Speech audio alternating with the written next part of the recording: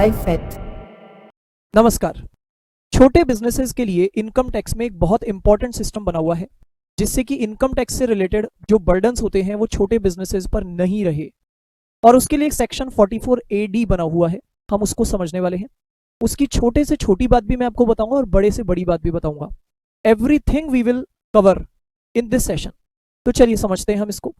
आपको पता होगा जीएसटी में भी छोटे बिजनेसेस के लिए कॉम्पोजिशन स्कीम होती है, लेकिन अभी हम बात करने वाले हैं सिर्फ इनकम टैक्स के पॉइंट ऑफ व्यू से। तो हम सबसे पहले समझते हैं कि यहां पर छोटे बिजनेस कह किसको रहे हैं। दूसरी बात, ये जो बेनिफिट है, ये जो मैं आपको स्कीम बताने वाला हूं सेक्शन 44AD की, ये सिर्फ किन किन बिजनेसेस के लिए है वो भी मैं आपको बताऊंगा और किन के लिए नहीं है। और साथ में फिर हम ये भी देखेंगे कि क्या क्या एडवांटेजेस है, क्योंकि सबसे इंपॉर्टेंट बात तो हमें वही जाननी है। तो देखिए, सबसे पहले मैं आपको बताता हूं कि यहां पर सिर्फ बिजनेसेस की बात होने वाली है, प्रोफेशनल्स की बात नहीं होने वाली है। आपके सामने देखिए कुछ एग्जांपल्स है, आप इन एग्जांपल को देखकर समझ सकते हैं कि बिजनेस किसको कह रहे हैं हम और प्रोफेशंस किसको कह रहे हैं। प्रोफेशंस हम उसको कह रहे हैं जिसको करने के लिए किसी को एजुकेशन लेनी पड़ती है, पढ़ाई करनी पड़ती है और एक्सपीरियंस लेना पड़ता है, तब जाकर के वो उस फील्ड में अपना काम कर सकता है। लेकिन याद रखिए, प्रोफेशनल्स के लिए ये सेक्शन 44AD नहीं होता, उनके लिए एक अलग सिस्टम बना हुआ है। दूसरी बात करें अगर बिजनेसेस की, तो बिजनेसेस में से कुछ एक बिजनेसेस ऐसे हैं जिनके लिए 44AD का बेनिफिट नहीं है। बाकी हर तरह के बिजनेस के लिए 44AD का बेनिफिट है, अगर वो बिजनेस एक छोटा बिजनेस है। छोटे बिजनेस का मतलब मैं आपको अभी बताने वाला हूं। चलिए, अब हम और कुछ ऐसे केसेस देख लेते हैं जिनको 44AD में कवर नहीं किया गया है। तो पहले हमें यह पता होना चाहिए किन किन को 44AD का बेनिफिट नहीं है। तो मैंने आपको जैसे कि बताया, प्रोफेशनल्स को 44AD का बेनिफिट नहीं मिलेगा। अच्छा, जो भी बिजनेस कंपनी के फॉर्म में है, मतलब लिमिटेड या प्राइवेट लिमिटेड कंपनीज जो है, उनके लिए 44AD नहीं है, याद रखिए। और फिर मैं आपको जैसे कि बता रहा था, ये 3 ऐसे बिजनेसेस हैं जो इसका बेनिफिट नहीं ले पाएंगे, जिनका काम ही है कमीशन या ब्रोकरेज की इनकम कमाना, उनके लिए 44AD नहीं है। जो एजेंसी का बिजनेस करते हैं, एंड फाइनली जो ट्रांसपोर्टेशन का बिजनेस करते हैं, गुड्स को ट्रांसपोर्ट करने का जो काम करते हैं, ऐसे ट्रांसपोर्ट बिजनेसेस के लिए भी एक अलग सिस्टम बना हुआ है, इसलिए उनके लिए सेक्शन 44AD नहीं होता है। चलिए, अब हम बात करते हैं कि छोटा बिजनेस किसको कहते हैं। तो याद रखिए, छोटा बिजनेस डिफाइन किया गया है टर्नओवर के बेसिस पर या ग्रॉस रिसीट्स के बेसिस पर। टर्नओवर का मतलब है, मैं अगर गुड्स का बिजनेस करता हूं तो गुड्स बेच करके मुझे कितने रुपए मिले हैं, मतलब सेल कितने की है मैंने पूरे साल की, पूरे प्रीवियस ईयर की। तो आपको पता है, इनकम टैक्स की लैंग्वेज में हम जिस साल की बात कर रहे हैं, जिस भी साल के लिए आप कैलकुलेशन करना चाहते हैं टैक्स की, उस साल को हम कह देते हैं प्रीवियस ईयर, याद रखिएगा। तो जिस फाइनेंशियल ईयर की हम बात कर रहे हैं उसका टर्नओवर देखना पड़ता है। या अगर हम सर्विस सेक्टर में बिजनेस कर रहे हैं तो हमारी टोटल रिसीट्स कितनी हुई है, ग्रॉस रिसीट्स, और उसकी लिमिट बताई गई है 2 करोड़। तो जिन भी बिजनेसेस का जो टर्नओवर या ग्रॉस रिसीट्स है वो पूरे साल भर का 2 करोड़ से ज्यादा नहीं है, उनके लिए ही 44AD का बेनिफिट है, उनको ही हम स्मॉल बिजनेस कह रहे हैं। हाँ, कोई कोई केस में 3 करोड़ की लिमिट भी बताई गई है, और ये जो 3 करोड़ की लिमिट है ये 2023 के बजट से ही एप्लीकेबल हुई है। यानी याद रखिएगा, 3 करोड़ का जो सिस्टम मैं आपको अभी बताने वाला हूं, ये सिर्फ कब से लगेगा, ये फाइनेंशियल ईयर 23-24 से ही एप्लीकेबल होगा। उसके पहले वाले फाइनेंशियल ईयर्स के लिए 3 करोड़ का सिस्टम नहीं था। तो मैं आपको बताता हूं कि कब 2 करोड़ है और कब 3 करोड़ है, आइए समझ लेते हैं। तो उसके लिए हमें अब एक नई बात समझनी पड़ेगी कि अब गवर्नमेंट ये चेक करने के लिए कहती है कि आप ये बताइए, आपका जो टर्नओवर या आपकी जो ग्रॉस रिसीट्स है वो कितना आपको कैश में मिला, कितनी आपकी कैश में सेल हुई है, और कितना पेमेंट आपको डिजिटली मिला है, यानी बैंकिंग चैनल्स के थ्रू मिला है, ये आपको देखना पड़ेगा। और बैंकिंग चैनल्स जब मैं कहता हूं तो उसमें ये नीचे लिखे हुए जो तरीके हैं वो कवर हो जाते हैं। तो उसमें अगर आपको चेक मिल रहा है, चेक से पेमेंट मिल रहा है, तो याद रखना है चेक अकाउंट पेई वाला ही होना चाहिए। तो या तो अकाउंट पे चेक या डीडी हो, या आप जैसे कि देख रहे हैं कार्ड से आपको पेमेंट मिले, debit card, credit card, electronic clearing system यानी ECS, NEFT, RTGS, net banking, UPI या भीम आधार पे, इनमें से कोई तरीके से आपको पेमेंट मिला हो। तो अब आपको चेक करना है आपका टर्नओवर कितना कैश में आपको इनकम मिली है और कितना बैंकिंग चैनल्स के थ्रू। और अब इंपॉर्टेंट बात ये आती है कि गवर्नमेंट कहती है, अगर आपको पूरे साल का जो टर्नओवर था उसमें से 5% से ज्यादा पेमेंट आपको कैश में नहीं मिला, मतलब आपको कैश में कितना मिला है, मैक्सिमम 5%, बाकी आपको किसमें मिला है? बैंकिंग चैनल्स के थ्रू मिला है, डिजिटल पेमेंट मिला है, तब तो आपके बिजनेस के लिए 2 करोड़ की जगह 3 करोड़ की लिमिट लग जाएगी। आप सोचिए, जो बिजनेसेस डिजिटल ट्रांजैक्शंस करेंगे उनको गवर्नमेंट की तरफ से क्या एडवांटेज मिला है? उनको ये बोला जा रहा है कि आपका टर्नओवर 3 करोड़ तक भी हो जाएगा ना, तो भी हम आपको छोटा बिजनेस मानते हुए आपको 44 एडी का बेनिफिट देंगे। लेकिन हाँ, अगर आपकी जो कैश रिसीट्स थी वो 5% से ज्यादा थी, मतलब आपका डिजिटल ट्रांजैक्शन कम था, फिर आपके लिए 2 करोड़ तक की ही लिमिट लगेगी, उससे ज्यादा नहीं। तो ये मैंने आपको बताया, कब 2 करोड़, कब 3 करोड़। चलिए अब मैं आपको बताता हूं इन छोटे बिजनेसेस को एडवांटेज क्या है। अब आप ध्यान से सुनेंगे इनको एडवांटेज क्या है। आप सोचिए, नॉर्मली किसी भी बिजनेस को जब इनकम टैक्स देना पड़ता है तो उसके लिए उसको प्रॉफिट निकालना पड़ता है। प्रॉफिट निकाला कैसे जाएगा?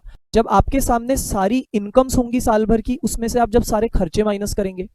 हाँ, नो डाउट इनकम टैक्स में कौन से खर्चे माइनस करना अलाउड होता है, किन खर्चों का डिडक्शन मिलता है, किन का नहीं मिलता, उसमें भी बहुत सारी कंडीशंस होती है।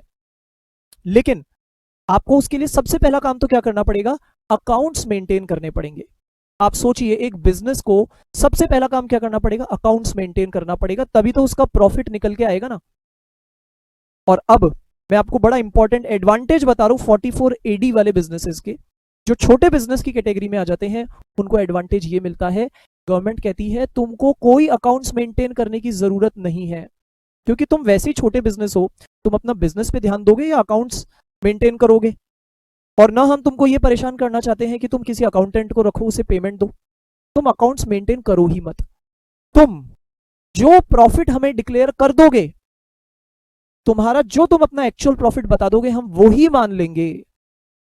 क्या बोला मैंने? छोटे बिजनेस को क्या एडवांटेज है? तुम जो प्रॉफिट डिक्लेयर कर दोगे हम वो ही मान लेंगे, उसी पर हम तुमसे इनकम टैक्स ले लेंगे, हम तुम्हारे कहने पर विश्वास करेंगे। लेकिन याद रखना, जो एक्चुअल प्रॉफिट है वो ही बताना।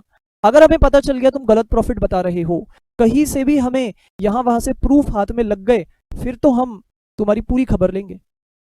एक और बात, तुम जो प्रॉफिट डिक्लेयर करोगे वो कम से कम तुम्हारे टर्नओवर का, तुम्हारा जो साल भर का सेल है, टर्नओवर जो है उसका कम से कम उस सेल का 8% तुम्हें प्रॉफिट डिक्लेयर करना पड़ेगा, उससे कम नहीं। अब आप सोचिए, गवर्नमेंट यानी ये मान के चल रही है कि हम अपने बिजनेस में 8% प्रॉफिट मार्जिन लेकर चलते हैं। मतलब गवर्नमेंट सीधे सीधे ये एक्सेप्ट कर रही है कि 92% हमारे खर्चे हो गए होंगे। तो आप मान सकते हैं कि नॉर्मली जो भी बिजनेसेस होते हैं ज्यादातर सब में 8% या उससे ज्यादा प्रॉफिट तो हर बिजनेसमैन कमाता ही होगा, कोई कोई बिजनेस को छोड़ करके। ठीक है, तो गवर्नमेंट कह रही है याद रखना कम से कम 8% प्रॉफिट जरूर डिक्लेयर करना, उससे कम मत करना। और हाँ, उसमें भी मैं आपको बताता हूं, कोई कोई बिजनेस जो डिजिटल ट्रांजैक्शंस में इन्वॉल्व है उनको तो गवर्नमेंट ने एक और एडवांटेज दिया है। उन्हें पता है क्या बोला है? उनको बोला है कि तुमको तो हम मिनिमम 6% डिक्लेयर करने की परमिशन दे रहे हैं। आप सोचिए, उनको तो और बड़ा एडवांटेज हो गया। उनको तो क्या बोला जा रहा है? सिर्फ तुम्हारे टर्नओवर का 6% डिक्लेयर कर देना, दैट्स इट। तो अब मैं आपको बताता हूं ये 8% और 6% की पूरी स्टोरी। देखिए, मेरा सपोज करते हैं टर्नओवर टोटल है 1 करोड़ रुपीस का पूरे साल का, उसमें से ध्यान से आप सुनेंगे 60 लाख का टर्नओवर ऐसा है जिसका पेमेंट मुझे मिल चुका है। मैंने क्या बोला? मिल चुका है। कब मिला? या तो इस फाइनेंशियल ईयर में मिल चुका, मैं मान लेता हूं I am talking about financial year 2023-24, या तो इस पूरे साल में मुझे ये पेमेंट मिल चुका, और या इसके खत्म होने के भी कुछ समय बाद तक मुझे मिल सकता है। कब तक मिल सकता है? जो इस साल की रिटर्न फाइलिंग की ड्यू डेट होती है। तो मैं आपको बता देता हूं, इस फाइनेंशियल ईयर की रिटर्न फाइलिंग की ड्यू डेट होगी 31 जुलाई 2024।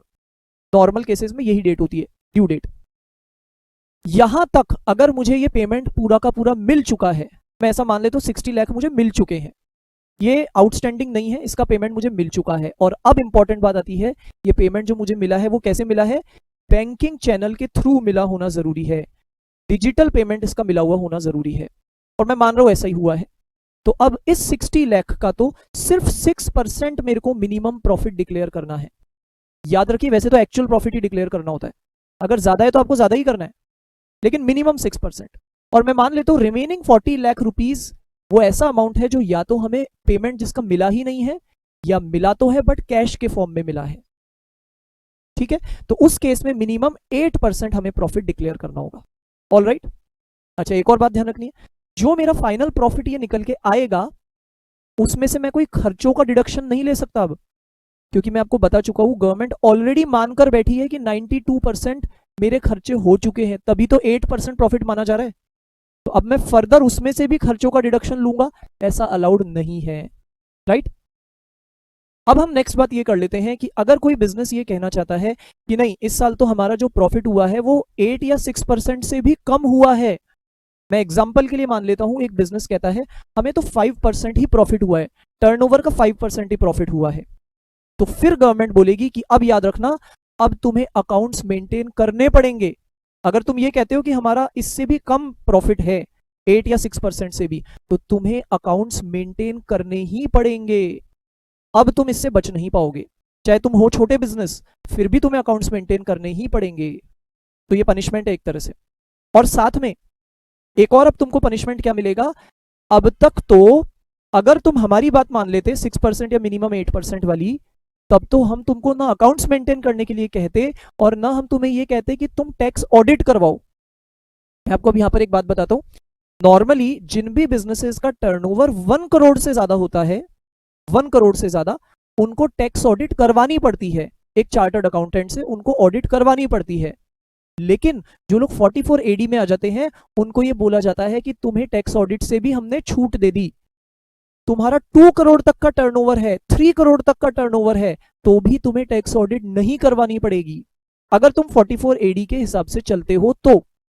लेकिन अब ये बिजनेसमैन तो अपनी बात मनवा रहा है, वो तो कहता है कि नहीं 8 या 6% से भी मैं तो कम डिक्लेयर करूंगा प्रॉफिट, क्योंकि एक्चुअल में मेरा कम है। तो फिर गवर्नमेंट कहती है कि अब तुम्हें टैक्स ऑडिट करवानी ही पड़ेगी। अब तो सोचिए, गवर्नमेंट इसको ये कह रही है कि चाहे तुम्हारा टर्नओवर टैक्स ऑडिट की लिमिट से भी कम है, 1 करोड़ से भी कम है, सिर्फ 10 लाख का भी टर्नओवर है, तब भी अब तुम्हें टैक्स ऑडिट करवानी ही पड़ेगी। तो अकाउंट्स भी मेंटेन करने ही पड़ेंगे और टैक्स ऑडिट भी करवानी ही पड़ेगी। एक और बात आप ध्यान से सुनिए, आपको पता है अगर एक बार मैंने मेरे बिजनेस में 44 AD का एडवांटेज लिया और मैंने 44 AD के अकॉर्डिंग मेरा प्रॉफिट डिक्लेयर कर दिया 8 या 6%, कम से कम, ज्यादा कर सकता हूं, नेचुरली ज्यादा ही करना चाहिए अगर मेरा एक्चुअल प्रॉफिट ज्यादा है तो, बट मैंने 44 AD के हिसाब से सारा काम किया, यानी ना अकाउंट्स मेंटेन किया ना टैक्स ऑडिट करवाया, 44 AD के हिसाब से सीधे सीधे डिक्लेयर कर दिया। तो गवर्नमेंट मेरे से एक्सपेक्ट करती है कि एक बार अगर तुम 44 AD में आ गए तो अब लगातार 5 साल तक तुम्हें 44 AD के हिसाब से ही चलना चाहिए।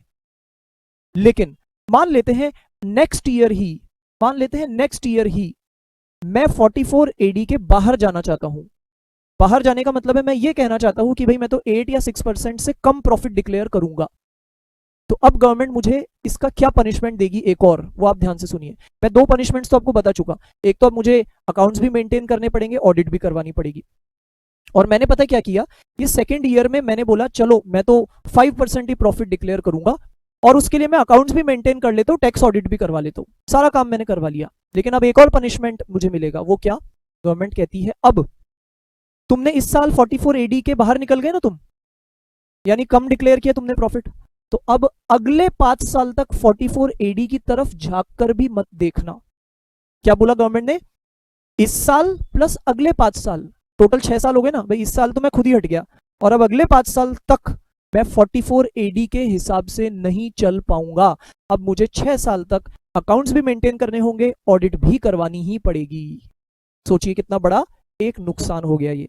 तो ये मैंने आपको बताया, तो मतलब गवर्नमेंट हमसे एक्सपेक्ट क्या करती है, एक बार 44 AD में आ गए, 5 साल तक कम से कम 44 AD में रहना ही चाहिए अब तुमको। चलिए आगे बढ़ते हैं। अब मैं आपको बताता हूं, आपको देखिए अकाउंट्स तो मेंटेन नहीं करने होंगे 44 AD में, ये तो मैंने आपको बताया, लेकिन ये मत भूलिएगा कि जीएसटी में अगर आपका टर्नओवर कुछ पर्टिकुलर गया हुआ है तो इनकम टैक्स में भी आपको वही टर्नओवर रिपोर्ट करना पड़ेगा। कहीं आप गलती से ये ना कर ले कि जीएसटी में आपका अलग टर्नओवर गया हुआ है, उसकी रिटर्न फाइलिंग में अलग गया हुआ है और यहाँ इनकम टैक्स में आप कुछ अलग ही टर्नओवर बता रहे हैं, क्योंकि अब इनकम टैक्स और जीएसटी दोनों की रिपोर्ट एक दूसरे के पास चली जाती है, याद रखिएगा। अच्छा, फिर कुछ बिजनेसेस लापरवाही में ये गलती कर देते हैं या होशियारी में दिमाग नहीं लगाते, उन्होंने जीएसटी में रजिस्ट्रेशन तो ले नहीं रखा, लेकिन यहाँ इनकम टैक्स में वो लोन्स वगैरह लेने के चक्कर में, ज्यादा प्रॉफिट दिखाने के चक्कर में वो ये सोचते हैं कि ऐसा करते हैं, यहाँ पर ना हम ज्यादा टर्नओवर दिखा देते हैं। अब सोचिए, मान लेते हैं मैंने इनकम टैक्स में यहाँ पर मेरा टर्नओवर अच्छा खासा दिखा दिया, मान लेते 1 करोड़ दिखा दिया, और मैंने उसके ऊपर 6% या 8% के हिसाब से प्रॉफिट डिक्लेयर कर दिया, और बाकी इनकम टैक्स में और भी कई डिडक्शंस लेकर के मेरे को इनकम टैक्स भी पे नहीं करना पड़ा। मैंने ऐसी प्लानिंग कर ली। अब अगर मैंने यहाँ पर 1 करोड़ का टर्नओवर डिक्लेयर कर दिया, तो यहाँ जीएसटी डिपार्टमेंट से मुझे नोटिस मिल सकता है कि भाई तुमने जीएसटी में तो रजिस्ट्रेशन ले ही नहीं रखा, क्योंकि जीएसटी में तो लिमिट मैक्सिमम 40 लाख होती है। तो ये हमको नहीं भूलना कि इनकम टैक्स और जीएसटी दोनों डिपार्टमेंट्स इंटरलिंक्ड है, आपको दोनों को ध्यान में रखते हुए ही सभी काम करने हैं। अच्छा, इसके अलावा अगर आपने अपना टर्नओवर बैंकिंग चैनल वाला डिक्लेयर किया है, आपने बैंकिंग चैनल्स के जो एडवांटेजेस है वो लिए हैं, मैंने आपको बताए हैं ना क्या क्या एडवांटेज है 44AD में, जो बैंकिंग चैनल से बिजनेस करते हैं। तो ऐसे में आपका वो जो बैंकिंग चैनल से जो आप कह रहे हैं कि मुझे मिला है पेमेंट, वो बैंक स्टेटमेंट में दिखना चाहिए, वहां से वो मैच होना चाहिए, ये ध्यान रखना है आपको। अच्छा, इसके अलावा आपका टर्नओवर मैच होना चाहिए, टैली होना चाहिए आपके बिल्स के साथ। मतलब आपको और कोई अकाउंट्स नहीं रखना, लेकिन कम से कम आप टर्नओवर का प्रूफ तो रखिए, आपको डॉक्यूमेंट्स रखने चाहिए ना उसके। तो सेल के बिल रखने चाहिए, या अगर मान लीजिए आप सेल के प्रॉपर बिल्स नहीं भी बनाते, छोटे मोटे रिटेलर्स हैं, तो ऐसे केस में कैश मेमोज तो बनाते होंगे, तो कुछ तो आपको ऐसा डॉक्यूमेंट रखना चाहिए। ठीक है, ये मैंने आपको बताई। अच्छा, अब छोटी मोटी बातें और देख लेते हैं कुछ। एक तो अगर एक ही पर्सन के अलग अलग बिजनेसेस हैं, 2-3 अलग अलग बिजनेस वो चला रहा है, तो ऐसे में अगर चेक करना है कि वो 44AD में आ सकता है या नहीं, उसके लिए उसको सभी बिजनेसेस का टर्नओवर जोड़कर देखना होगा कि वो 2 करोड़ या 3 करोड़ के अंदर अंदर है या नहीं। तो याद रखिए, सभी बिजनेसेस का टर्नओवर ऐड करके देखना होता है। इसके अलावा जो लोग 44AD में अपना सिस्टम रखते हैं, उन्हें ITR जो इनकम टैक्स रिटर्न फाइल करनी होती है, उसका उन पर कौन सा फॉर्म एप्लीकेबल होता है? नॉर्मली उन्हें ITR 4 फाइल करनी होती है, ये आपको पता रहे। लेकिन हाँ, कोई कोई एक्सेप्शनल केस में उन्हें ITR 3 में भी रिटर्न फाइल करनी पड़ सकती है, बट नॉर्मली ITR 4 ही उन पर एप्लीकेबल होती है। और ITR 4 फाइल करने में सिस्टम कंपैरेटिवली उसमें ज्यादा कॉम्प्लिकेशंस नहीं होते हैं। चलिए, अब मैं आपको एक बार दिखा भी देता हूं। देखिए, ITR 4 की जब मैं बात कर रहा हूं, तो उसमें ये जो 44AD वाला पोर्शन है, देखिए वो कुछ इस तरह से दिखता है। इसमें आप यहां पर देख सकते हैं, साफ लिखा हुआ है heading, computation of presumptive business income section 44AD। तो एक्चुअली 44AD वाली जो हम इनकम डिक्लेयर करते हैं, जिसमें हम मिनिमम 8 या 6% डिक्लेयर करके फ्री हो जाते हैं विदाउट अकाउंट्स, हमें अकाउंट्स मेंटेन करने की जरूरत नहीं है, ऐसी इनकम को नाम दिया जाता है प्रिजम्पटिव इनकम। मतलब ऐसी इनकम जो बिना अकाउंट्स रखे ही मान ली गई है। और इसमें अब आप देख लीजिए, यहां पर ये आपसे यही पूछते हैं भाई आपका ग्रॉस टर्नओवर या रिसीट्स कितनी है। ये मैं आपको ITR फॉर्म दिखा रहा हूं अभी, और उसमें हमसे ये दोनों चीजें पूछते हैं कि बैंकिंग चैनल से आपको कितना टर्नओवर मिला है, जो कि रिसीव भी हो गया है, और बाकी का कितना टर्नओवर है, हम दोनों डिक्लेयर करते हैं। और फिर 6% तो कैलकुलेट हो जाता है इस वाले पार्ट पर, बैंकिंग वाले पर, और 8% कैलकुलेट हो जाता है अदर वाले पार्ट पर। लेकिन इसमें भी हमें ध्यान रखना है, अगर हमारा जो एक्चुअल प्रॉफिट है वो ज्यादा है, 6% से ज्यादा है, तो फिर हमें एक्चुअल वाला ही डिक्लेयर करना चाहिए। ठीक है, दोनों ही केसेस में। तो देख लीजिए, यहां पर ये सब मैंने आपको जो बताया था उसी तरह से ITR फॉर्म में भी भरना होता है। फाइनल बात ये कर लेते हैं कि जो भी 44AD में आते हैं, उन्हें एडवांस टैक्स अगर देना भी पड़ता है, एडवांस टैक्स उनको देना पड़ता है। इसकी बात सेपरेटली हम एक सेशन हम उसके लिए अलग पूरा डिटेल में स्टडी करेंगे, बट मैं अगर शॉर्ट में बताऊं तो एडवांस टैक्स उनको देना पड़ता है जिनको ये एस्टिमेशन होता है कि साल भर में कम से कम मेरे ऊपर 10,000 रुपीज का टैक्स तो बनेगा ही बनेगा। उन लोगों को एडवांस टैक्स देना पड़ता है। अब एडवांस टैक्स का क्या मतलब है, उन सब में मैं अभी नहीं जा रहा हूं। तो याद रखिए, 44AD वालों को इसमें भी एक एडवांटेज है। नॉर्मली हर कोई को ये बोला जाता है कि एडवांस टैक्स साल में 4 बार देना होता है, मतलब 4 इंस्टॉलमेंट्स में देना होता है। बट जो लोग 44AD में आते हैं, उन्हें सिर्फ साल में 1 बार ही देना होता है, पूरा का पूरा अमाउंट एक साथ। ठीक है, तो ये हमने 44AD की हर बात को डिटेल में समझा, छोटी बड़ी हर तरह की बात। राइट, तो इस सेशन में इतना ही करते हैं। Thank you so much. अगर आप GST, इनकम टैक्स और अकाउंटिंग के बेसिक कॉन्सेप्ट से लेकर लीगल एस्पेक्ट्स और प्रैक्टिकल वर्किंग को सीखना चाहते हैं, तो iFaith के ट्रेनिंग प्रोग्राम्स को ज्वाइन करें। To get regular finance updates, connect with us on our social media profiles. Thanks for watching.